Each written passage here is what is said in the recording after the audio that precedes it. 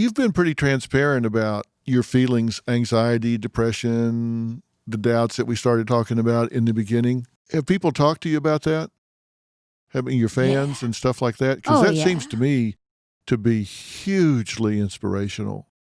Because people look at you and say, if she can talk about this, deal with this, and overcome it, then I can. Yeah. I just was uneducated about all of it. Like when I heard anxiety, I thought people would just be stressed out. And I just didn't know what it could actually physically do to your body. And after the vocal surgeries and I remember it was a month after my vocal surgery, they scheduled an Ellen performance. And I was like, guys, not going to make it. They're like, we'll be okay. And I'm like, I don't think you understand. And I was so scared that in my vocal training, getting back into it, I had days to get ready. I was bawling my eyes out. And I think it started then. And I started getting the physical feelings where you feel like you want to run to the bathroom, or your back is lit by a flame, or you have a fever and your temperature's fine. Those physical things where you're like, it's crippling. Like I can't get through work today because my body's dying on me and I don't know what's going on.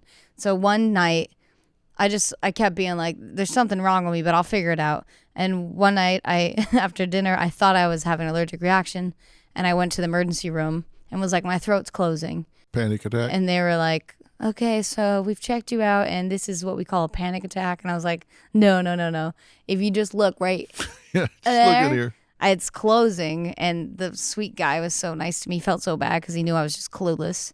And then they tried. My brother was the only person that had panic attacks in my family that talked to me about it. He was like, oh, go to the emergency room. You'll be fine. I've had this. Just don't let them give you Xanax. And I was like, okay. And so I went there and was like, I don't want Xanax. I want the lightest form of anything you can do to help me. And they did. They gave me some very light, I don't know what it was, but it worked and it was fine. And after that, I went to every doctor you could think of except you. I could have probably used you. Yeah, thanks a lot. I went to every doctor and was like, please fix me. And a lot of them promised they would and they couldn't. And then I finally met a psychologist and he said, your chemicals are like this and we got to bring you back to here. And it made me feel so much better. And so like, oh, I'm not going crazy. Like I'm not schizophrenic, because things would start moving.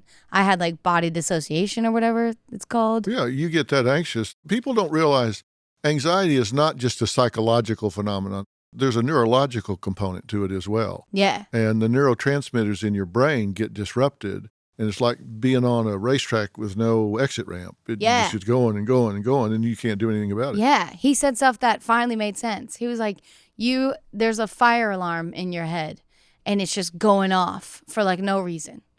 Like that was like the best thing he could have ever said to me. And I was like, yes, that's how I feel. He's like, when there's like actual danger in front of you and that's how intense it gets, your body's telling you that's happening all day long when it's not. And I was like, cool, fix it. What do we do? Well, you've got a recorder in your brain called the amygdala. That's what it is. Yeah. And he's so smart. So it records this. And then whenever you hit that play button, something will trigger it, and it's right there. My back's on fire. Yeah. Why is your back on fire? I don't know. I used to like not be able to talk about it because it would bring it back. Yeah. But I feel like I beat it and I accomplished so much and got back into my soul. It's like my soul left for a minute and now it's back in my body. Yeah. See, people don't realize we have one arousal system. It's the same system if you're excited at a ball game, or if you hear somebody behind you in a dark alley, or you're all excited at your wedding. We have one arousal system. It's the same thing, same chemical, same arousal. It's just how you label it. It's exactly the same. If you're at the football game and they score in the last second, you're, hey! Yeah. That's exactly the same experience you have when you have a panic attack. You just labeled it differently. That's crazy.